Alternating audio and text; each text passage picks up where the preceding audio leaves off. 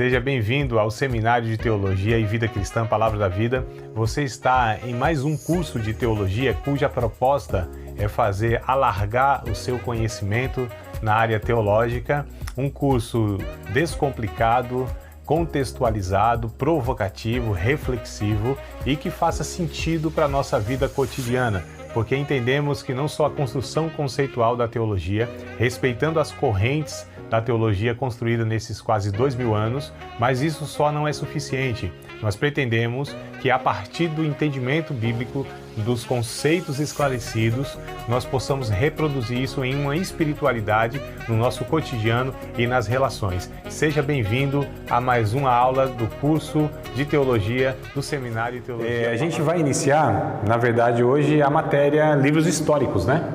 Nós vamos estudar, ou tentar pelo menos aí, né, tentar não vamos em nome de Jesus, né, estudar, mas de uma forma panorâmica, não de uma forma exaustiva, né, os livros que não dá, porque são 12 livros, tá?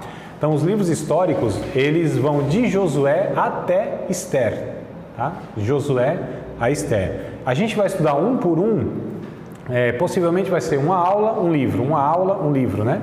Só o 1º e 2º Samuel, 1º e 2º Reis, 1º e 2º Crônicas, que a gente vai tentar fazer em uma aula só, os dois, que na verdade, lá no original, lá na divisão dos judeus, esses livros são um só, né? Nós protestantes, nós cristãos que dividimos em dois aí. É por isso que quando a gente vai estudar o livro, ou melhor, a gente vai ver a organização dos judeus do Antigo Testamento é diferente do nosso. O nosso tem 39 livros, né? O deles tem 22, se não me falha a memória. Mas não é porque tem menos, é porque eles organizam de uma forma diferente. São os mesmos livros, só que agrupados de forma diferente. Mas a gente vai fazer isso. Então, de Josué até Esther é considerado como livros históricos. A gente tem livros poéticos, livros históricos. Lembra dos livros poéticos? A gente já falei? Lembra? Salmos, Provérbios, Cantares de Salomão, o Cântico dos Cânticos, né? E o Lamentações de Jeremias. Então é linguagem poética. Então nós temos esses 4 aí. A gente tem os históricos, então, porque são histórias? Porque eles narram, né? Eles contam a história do povo de Deus aí nesse período que a gente vai estudar. Então a gente vai começar por Josué, tá bom? Se vocês quiserem abrir, livro de Josué é o 6º livro da Bíblia, né? Então a gente tem um Pentateuco, a divisão, na verdade, né? Quando a gente estuda a bibliologia, a gente fala aí da divisão dos livros, né? Pentateuco, os 5 primeiros livros. Livros históricos, 12, né? Livros poéticos, profetas maiores, profetas menores. Então a gente tem essa divisão aí para estar estudando melhor a Bíblia, né? Não quer dizer, amados, que eles estão na sequência cronológica que chama, tá? Ou seja, não é porque um vem depois do outro que a história também ela é depois, né? O período histórico também é sequencial, não. Então a gente tem por temas, tá? Por exemplo, Crônicas, o livro de Crônicas, ele foi escrito depois do cativeiro babilônico, né? 586, tá? Começa o cativeiro babilônico, então ele foi escrito lá no 5º, 6º século, né? Que a gente chama antes de Cristo. Mas onde ele está? Está aqui para trás e a gente vai inclusive passar por ele. Por quê? A gente vai estudar ele. Aliás, por que não está nessa sequência? Por que ele está agrupado aqui é a pergunta. Nem eu estou sabendo fazer a pergunta. Quero responder uma coisa que eu não estou sabendo fazer a pergunta, né? Por que ele está então aqui antes se ele é lá na frente? Porque a gente organizou a Bíblia, eu digo a gente igreja, né? Tal, organizou a Bíblia por ordens de temas, né? Então essa questão. O primeiro livro a ser escrito, possivelmente não foi o Gênesis, né? O Jó, que está no meio da Bíblia ali, do ladinho de Salmos, né? Ele é contemporâneo de Abraão. Olha só. Então, o Jó, ele vive, o livro de Jó é escrito, relata o período lá de Abraão, lá de Gênesis capítulo 12. Só que onde ele está? Mas por quê? Porque é ordem de temas. Então, Gênesis é o princípio de todas as coisas, o princípio da criação, né? Criação do homem, do cobre e tudo. Então, ele está lá como o primeiro porque é a ordem de tema, de assuntos, né? É isso que a gente precisa entender. Mas bora lá, antes ainda que a gente comece a anotar e ler e tudo mais, ó, esse livro aqui, deixa eu ver se a câmera pega aqui, ó. Esse livro aqui, ó, Entendendo o Antigo Testamento.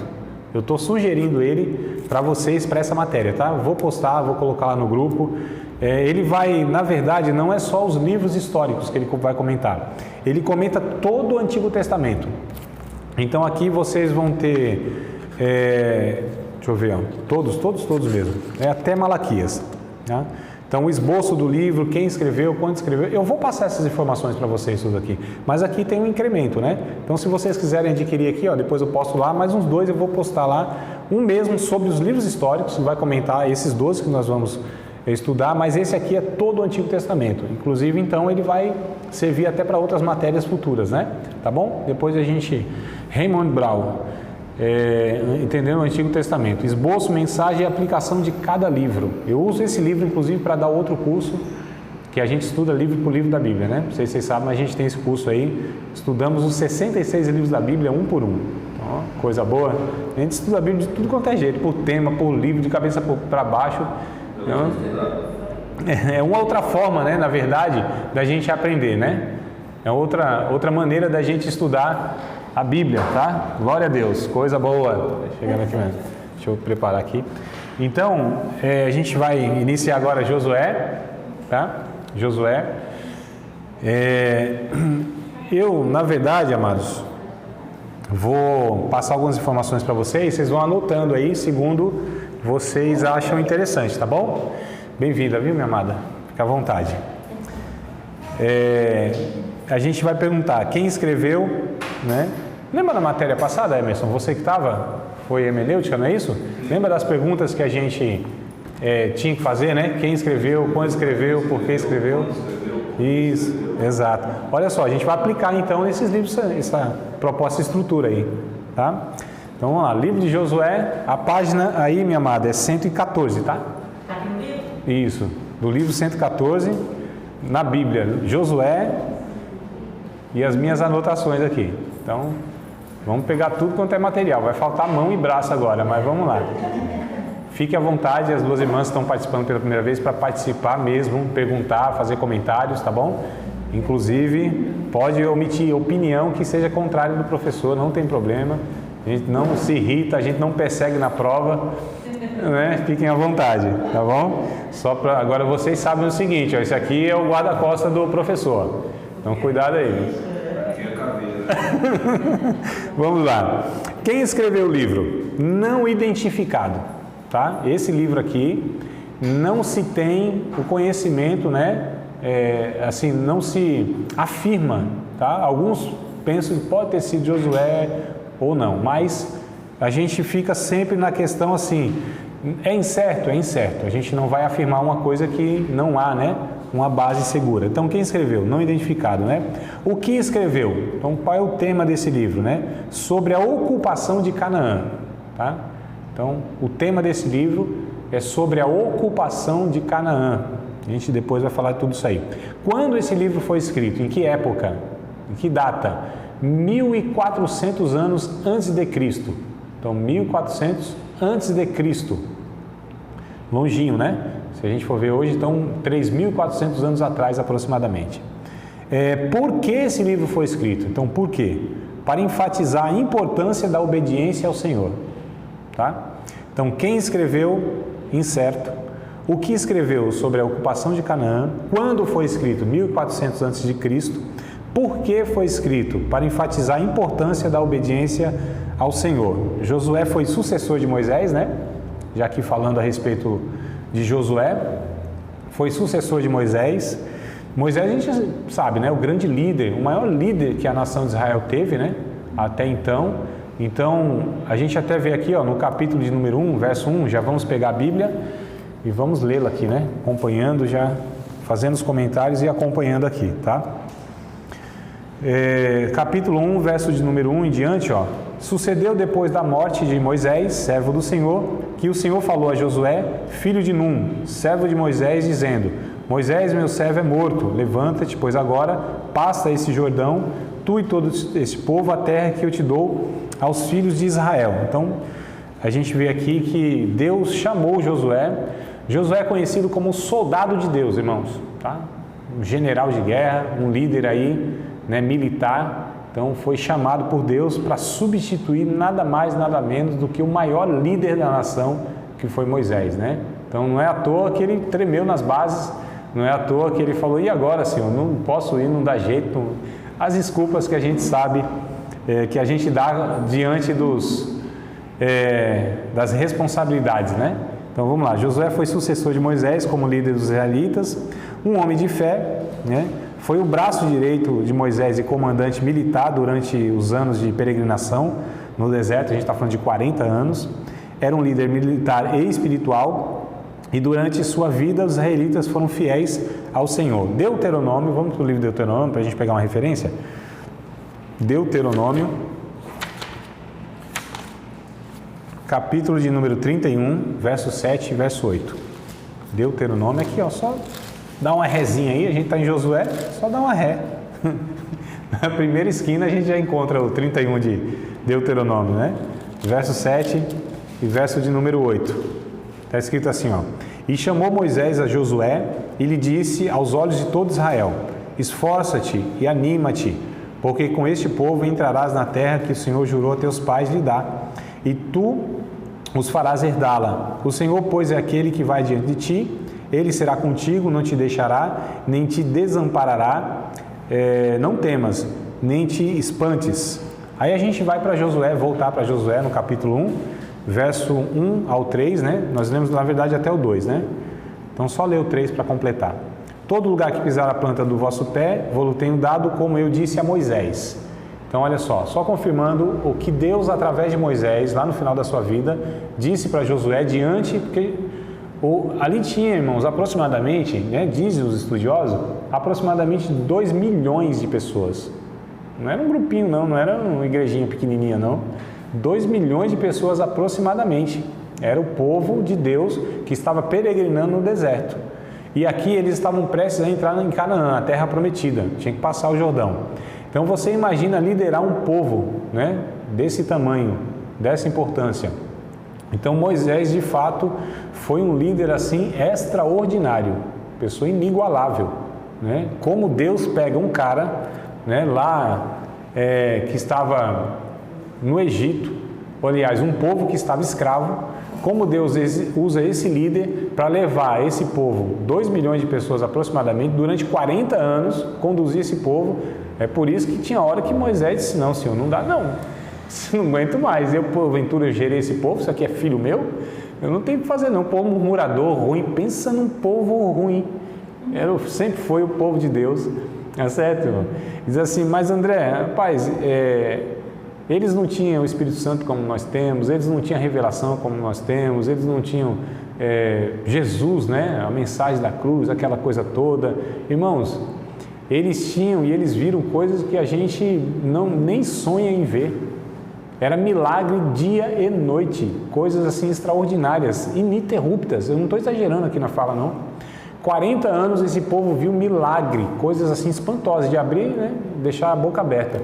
Então, uma nuvem de fogo à noite pairava sobre eles. Eles estavam no deserto. Deserto é, sei lá, quantos graus abaixo de zero lá. Alguns dizem até 30 graus, alguma coisa assim. Não é frio demais. Essa nuvem para aquecê-los e para guiá-los. De dia, a nuvem, né, para proteger eles do calor, que também de dia é outro extremo, 50 graus. Imagina um negócio desse.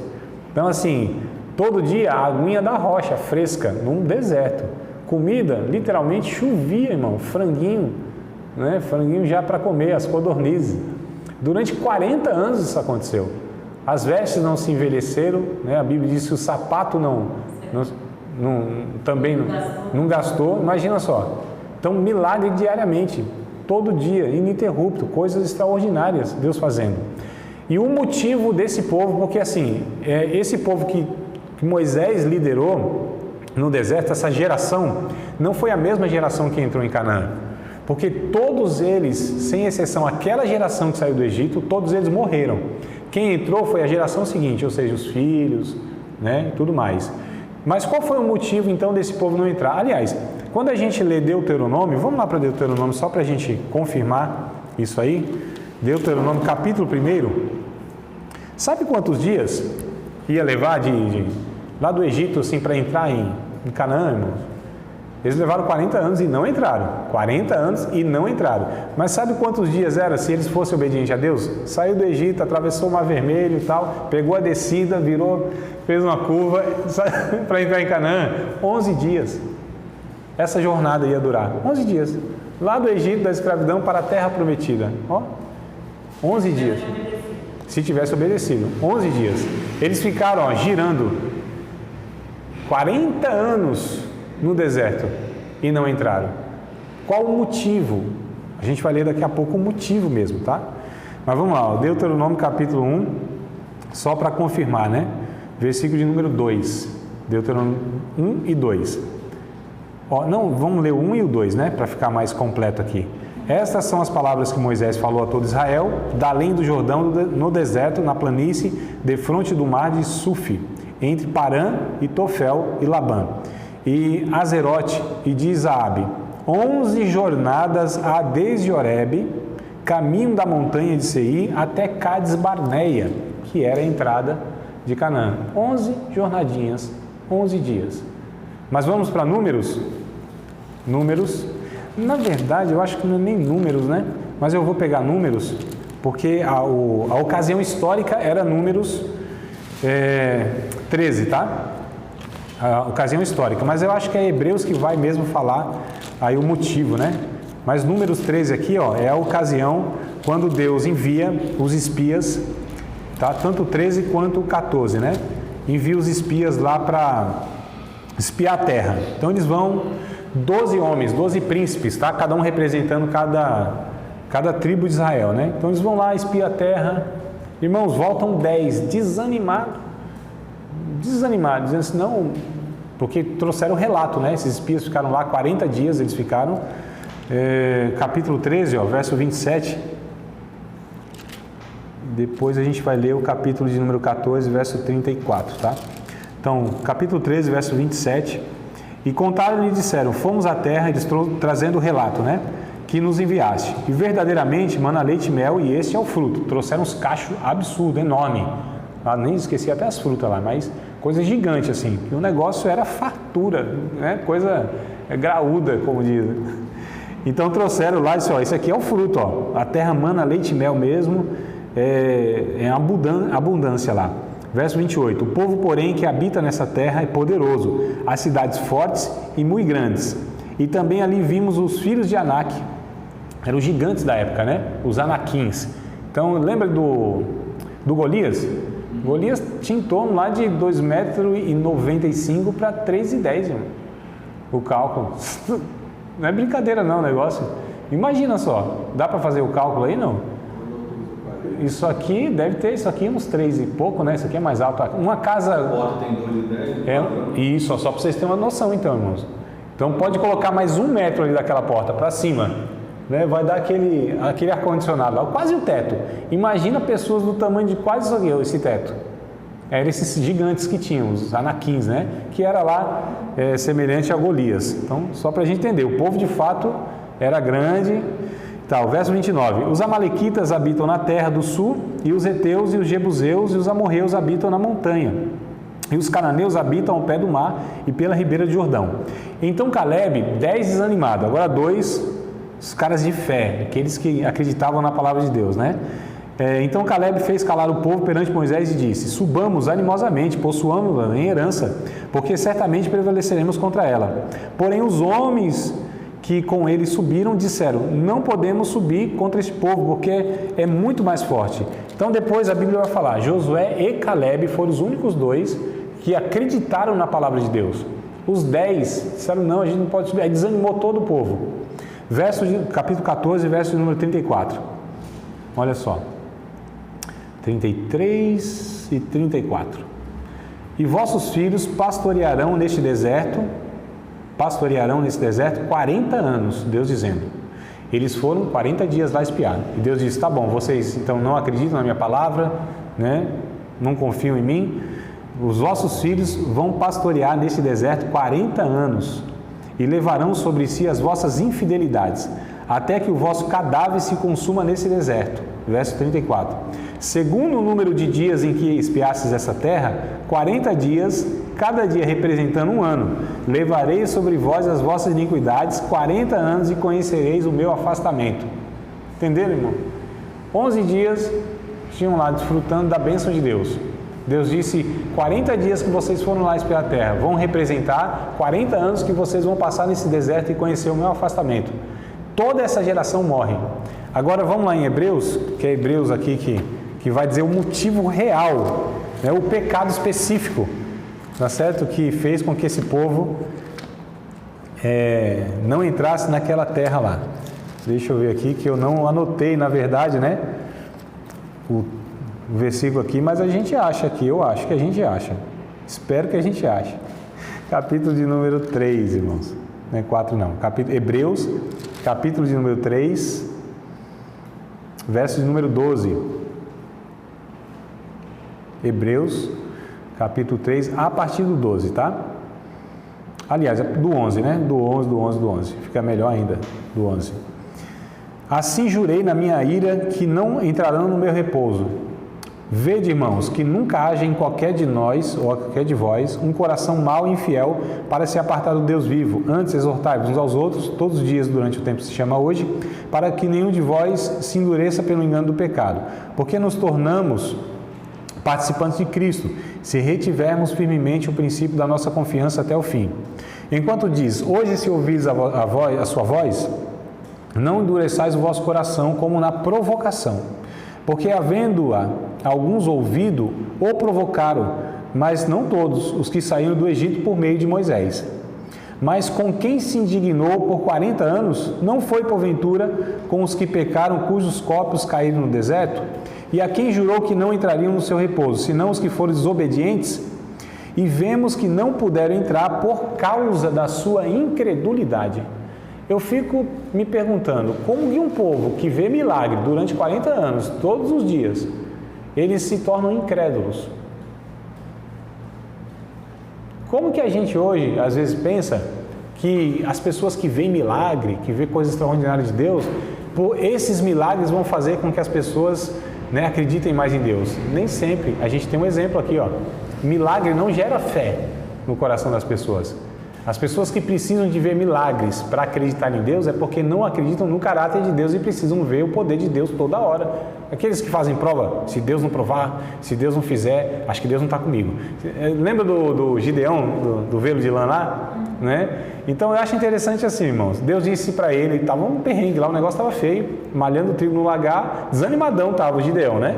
Aí chega um anjo e disse, varão valoroso, Deus é contigo. Que Deus é comigo coisa nenhuma, rapaz, a situação que está aqui, ó, o povo tudo com fome, eu, aqui malhando trigo no lagar, que nem o lugar e tal, aquela coisa. Não, vai nessa tua força, Deus é contigo, você vai livrar Israel das mãos dos midianitas. Deus é contigo. Enviou um anjo, o anjo falou com Gideão. Tá bom, então vamos lá, vamos para cima. Chegando mais para frente da história de Juízes, né, que a gente está falando, o Gideão fala assim, Senhor, se o Senhor é comigo, vou fazer uma prova aqui, pegar um velinho de lã, um algodãozinho, vou pôr aqui, Senhor, se o Senhor é comigo, quando eu acordar de manhã, toda essa relva aqui, essa graminha, vai estar com o orvalho da noite e o velo, né, o algodãozinho seco. Aí aconteceu isso aí mesmo.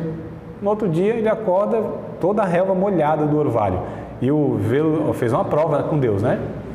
Aí ele disse, Senhor, mas se o Senhor é comigo mesmo, vamos fazer o contrário? No outro dia o velo tem que estar cheio tem encharcado do orvalho e essa graminha toda seca. No outro dia, acontece, tanto é que ele pega assim, enche um copão, né, espremendo lá o negócio. Eu fico me perguntando, olha só, esse cara precisava fazer isso? Por que ele fez isso? Se fez a primeira, para que fez a segunda? Quer dizer, nunca basta Já errou de fazer, porque não deveria, porque Deus disse, eu sou contigo. Se a palavra de Deus para nós não basta, irmãos, Deus pode fazer o que for, nunca vai bastar, porque sempre a gente vai ser essas pessoas infantilizadas, esperando que, é igual, de repente, uma pessoa que pede a outra uma prova de amor. Não tem esses casos, né? Somente assim, as adolescentezinhas, né? Prova que você me ama. Ou os adultos imaturos, né? Prova que você me ama. Como assim? Sempre precisa de prova, sempre provando? Não, se Deus disse, a minha palavra é essa, Deus disse, eu sou contigo, acabou. Deus disse, Deus é contigo. Varão valoroso. O Senhor é comigo mesmo, Senhor? Então, calma aí, não acreditou na palavra, agora precisa de sinal? Um sinal só não basta, precisou de 2? Quer dizer, de quantos mais vai precisar? Né? Então, só para a gente entender, irmãos, aqui, qual é o cenário, esse povo aqui, que o Josué agora vai ter que conduzir essa terra prometida. Então, você fala, André, mas não era aquela geração incrédula? Irmãos, a gente vai ver aqui que não tinha muita diferença. Esse estudo dos livros históricos, a gente vai ver que esse povo, o povo complicado, bem parecido com a gente, os crentes, né? Tem muita diferença não. Então vamos lá fazer algumas divisões do livro aqui, tá? Pra gente, eu vou dar para vocês alguns pontos, vocês à medida que forem achando interessante, anotem, até mesmo para vocês estudarem depois, aprofundarem depois e terem também uma referência de pesquisa futuramente, tá? Então esse aqui é o benefício de vocês anotarem aí e pegarem aqui as minhas dicas, né? Do capítulo 1 vou fazer a divisão do livro aqui, tá? Do capítulo 1 ao capítulo 5, esse livro vai falar sobre obstáculos, né, que o Josué precisou vencer, obstáculos a serem vencidos. Só vou fazer aqui um esqueleto, um esboço rapidinho, tá? Então, capítulo 1 ao capítulo 5 do livro, obstáculos a serem vencidos. Podem anotar dessa forma, que vai dar uma referência boa para vocês aí. Do capítulo 6 ao capítulo 12, essa segunda divisão vai falar sobre os inimigos a serem vencidos. Lembrando que eles estavam entrando na terra de Canaã, uma terra prometida por Deus, dada por Deus, mas tinha a parte humana deles, que era enfrentar esses inimigos aí, tá, irmãos? Depois a gente comenta alguma coisa. Então vamos lá, capítulo 13 ao 24, né? Capítulo 13 ao 24, a terceira divisão do livro, vai falar sobre as posses para serem desfrutadas. Capítulo 13 ao 24. Posses para serem desfrutadas. Então vamos lá, comentar então cada um desses pontos aqui, né? Ou seja, o capítulo 1 ao 5 a gente vai comentar agora, tá? A preparação para a vitória que teve que ter, né? Ou seja, Deus exigiu que esse povo se preparasse, tá? Para a vitória, né? Quatro tipos de preparações são enfatizados aqui, ó. A primeira preparação é a espiritual. Vocês podem anotar isso aí. A primeira preparação para essa vitória aí é a espiritual, tá?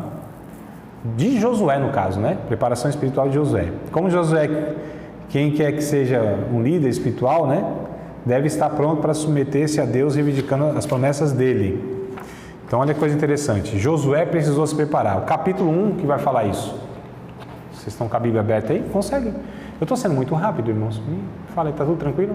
Eu estou falando aqui, estou vendo vocês anotando aí, não sei se está também absorvendo, tá? Qualquer coisa me fala, eu vou mais devagarzinho aqui. É que eu estou naquela velocidade 2 do WhatsApp agora. Agora, então agora a gente está na velocidade de 1,5 para 2, né? Então eu volto para 1 normal. Então a primeira coisa, amados, ó, a preparação de Josué, capítulo 1, indo na Bíblia aqui, ó, capítulo 1, olha as orientações que Deus dá para Josué, para ele se preparar, né, como líder aqui do povo lá, verso 6, aliás, desde o verso 5, né, toda vez eu falo 1 e depois volto, né, mas vamos lá, capítulo 1, verso 5, ninguém se susterá diante de ti todos os dias da tua vida, como fui com Moisés, assim serei contigo, não te desampararei, não te deixarei, nem te desampararei. Está vendo o que Moisés disse lá no capítulo 31, verso 8? Que Deus não ia, falando para Josué, Deus não vai te desamparar e nem te deixar. Só para ver como Deus é quem estava falando na boca de Moisés lá. E aqui Deus confirma para o Josué. Quando Deus chama, amados, alguém para uma obra específica, já aplicando aqui, tá? Que a gente vai fazer o comentário tentando, né, aplicar para a nossa vida. Senão a gente só fica no negócio da teoria. Vamos ver se Deus aqui, vamos ver se a gente escuta Deus, né? Vamos ver se a gente ouve Deus falando conosco especificamente aqui. Todas as vezes que Deus chama cada um de nós para algo específico no seu reino, na sua obra, primeiro, Ele nos orienta, nos dá clareza do que é para a gente realizar, tá certo? E nos anima, confirmando, dizendo, porque, irmãos, o que a gente precisa é isso, saber se Deus é conosco nesse negócio.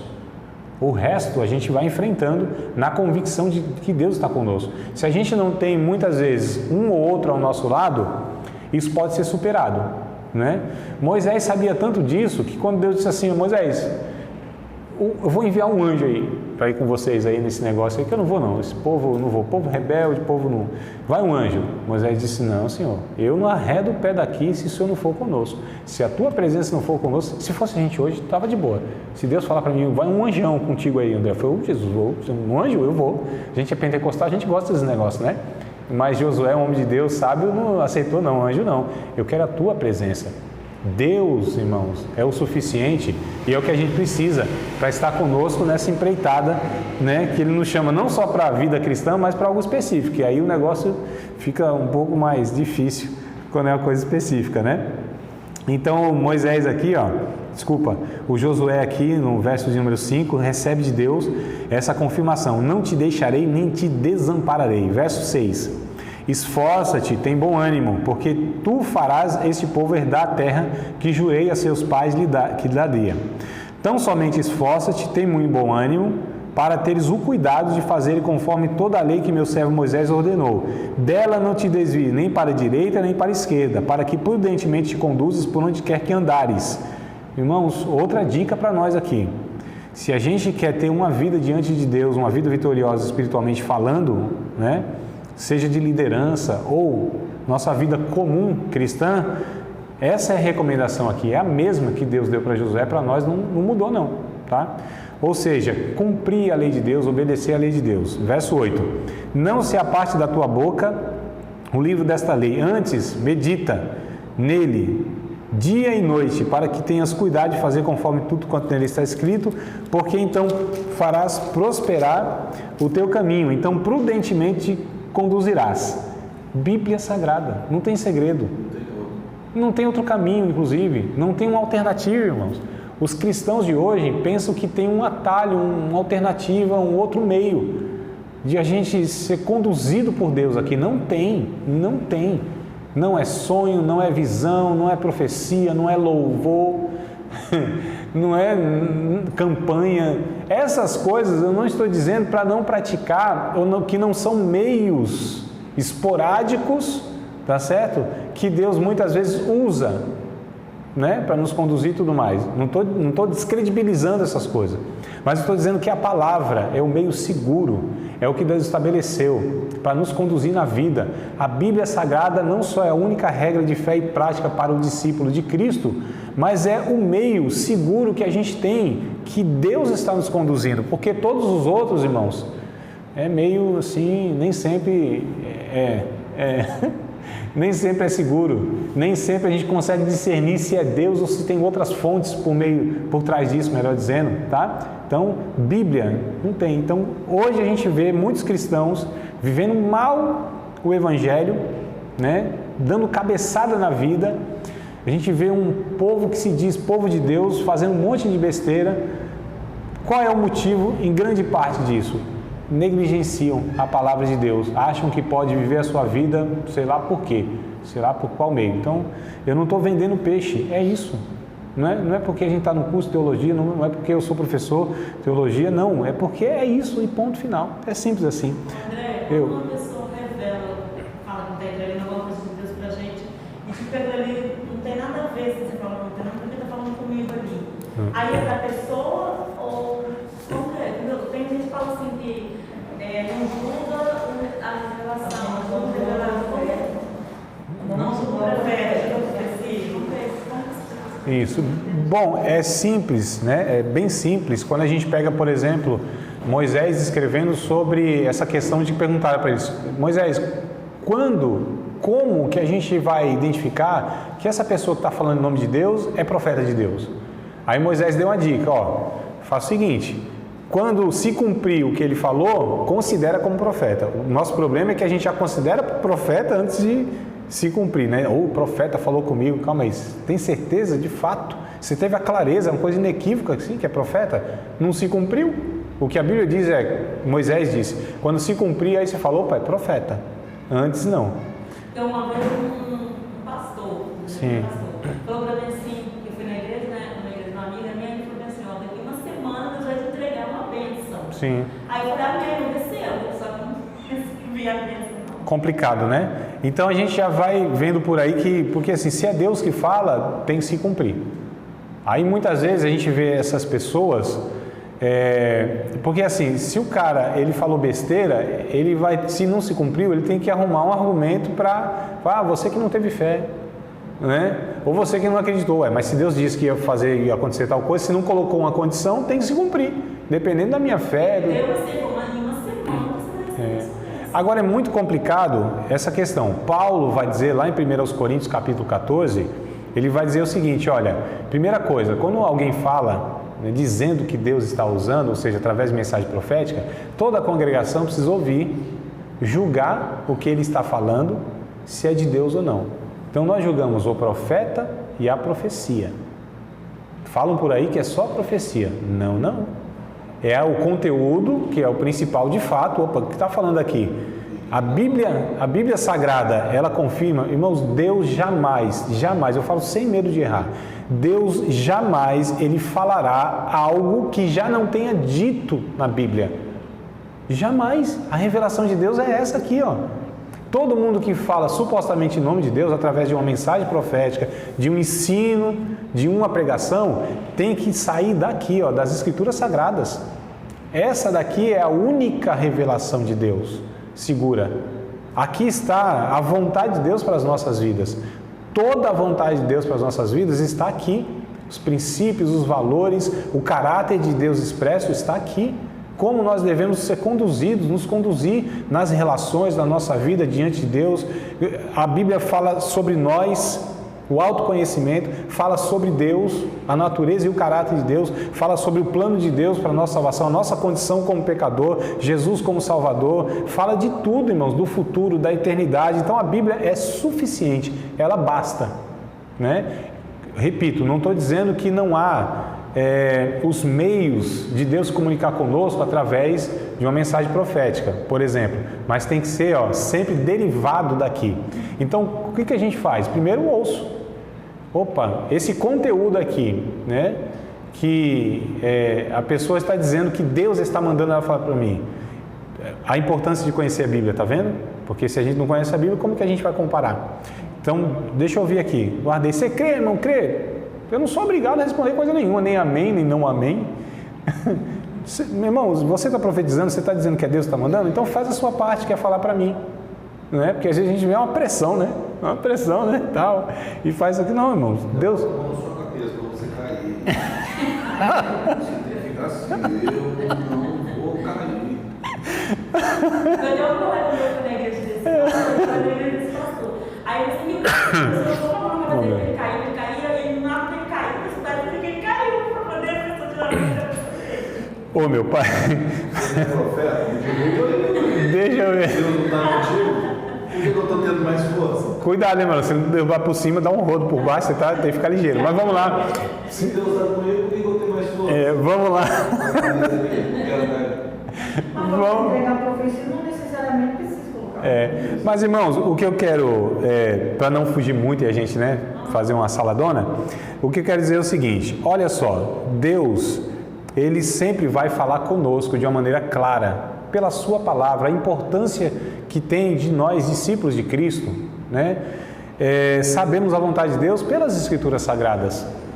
A gente não cai nos enganos, a gente não fica muitas vezes duvidoso. Será que Deus falou? Será que Deus não falou?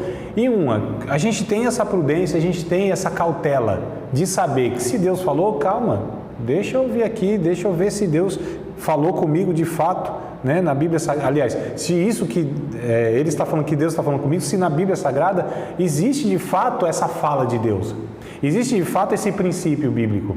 Né? E coisas específicas, assim, detalhes, irmãos, eu não sei, porque me parece que o que estão pregando, o que falam, o Deus que apresenta é um Deus que, não estou falando que Deus assim, né? Como apresentam Deus, parece que é coisa fútil, que Deus está preocupado com coisas da nossa vida que nós resolveríamos muitas vezes, né? Muitas vezes nos infantiliza, como se Deus fosse sempre um pai que pegasse o menino pela mão e falasse: olha, vem aqui comigo, meu filho, vamos atravessar a rua. Eu acho que Deus quer muito mais nos ensinar a atravessar a rua do que atravessar conosco nesse sentido. Então é a Bíblia que a gente precisa estar sempre consultando, estudando, compreendendo, né? E quando Deus falar alguma coisa, Deus fala em momentos emergenciais, em momentos de crise, de grande dificuldade, que muitas vezes a gente não dá nem conta de se debruçar diante da Bíblia, né? A confusão mental, a angústia, a tristeza, as provações, as dificuldades, nem sempre a gente tem essa postura de vamos aqui ler a palavra de Deus. Às vezes a luta é tão grande, a dificuldade é tão grande, que Deus emergencialmente vem e fala conosco, nem sempre é numa igreja, às vezes numa esquina qualquer. Quantas vezes já aconteceu comigo, com um de vocês, ou vai acontecer, né? Uma pessoa que a gente não conhece, não era um ambiente de culto, não estava em oração, não, falou, meu irmão, tal, isso aqui, eu falo, rapaz, é Deus mesmo, né? Porque às vezes nem na igreja eu tenho cabeça para entrar e ouvir uma palavra, tão angustiado, tão triste, tão perturbado de alguma maneira, né, no sentido das tribulações que a gente está. Então o que eu quero dizer é o seguinte, o que o Josué aqui, que Deus aqui, né, em Josué nos ensina, que a gente deve sempre meditar, refletir na lei do Senhor. Deus disse, fazendo isso, não se apartando da tua boca o livro dessa lei, você vai ser conduzido prudentemente. Para onde eu te enviar, você vai fazer prosperar o teu caminho. Faça como Moisés, tudo que ele escreveu, que ele ordenou, cumpra isso. Medita dia e noite, não se aparte da tua boca o livro dessa lei, reflita dia e noite. É isso que vai te conduzir por todo esse processo que você vai enfrentar na sua vida. É isso. Verso 9. Não te mandei eu, esforça-te, tem bom ânimo, não te pasmes, nem te espantes, porque o Senhor teu Deus é contigo para onde quer que andares. Eu pergunto, irmão, se a gente tem cravado essa palavra de Deus no nosso coração, na nossa alma, tem cravado isso, está aqui esculpido na nossa alma. Precisa de mais o que, irmãos? Diante da dificuldade, posso estar numa luta que for. Se essa palavra é viva no meu coração, Deus já está me conduzindo e me fortalecendo pela sua palavra, né? Imagina só Deus falando aqui comigo, ó, eu sou contigo, não te deixo, não te desamparo, sou contigo. A palavra de Deus basta para nós, né? Então vamos lá, só para a gente continuar aqui, uma preparação do líder, do Josué aqui, tá? Havia a preparação secreta no caminho indicado por Deus, né? Espiões israelitas enviados à cidade murada de Jericó descobriram que a população estava ciente de Deus, de seu poder, né? As pessoas estavam apavoradas quando Deus pede a alguém para assumir um risco por ele prepara o caminho. Então a gente vê também desse capítulo 1 ao 5 que Deus preparou tudo isso aqui, né? Capítulo de número 2 aqui, ó. Josué envia 2 espias àquela cidade, né? E eles de fato vão e lá se deparam com a situação, o povo está desesperado. Quando chega lá, depois vocês leem aí, tá? O capítulo 2, 1, 2, 3, 4, 5, os 24, depois vocês leem. Esqueci de falar para vocês antes, né? Antes de vir para a aula era bom ter lido, mas pode ler depois da aula também, não tem problema. Vocês vão juntando as informações, tá?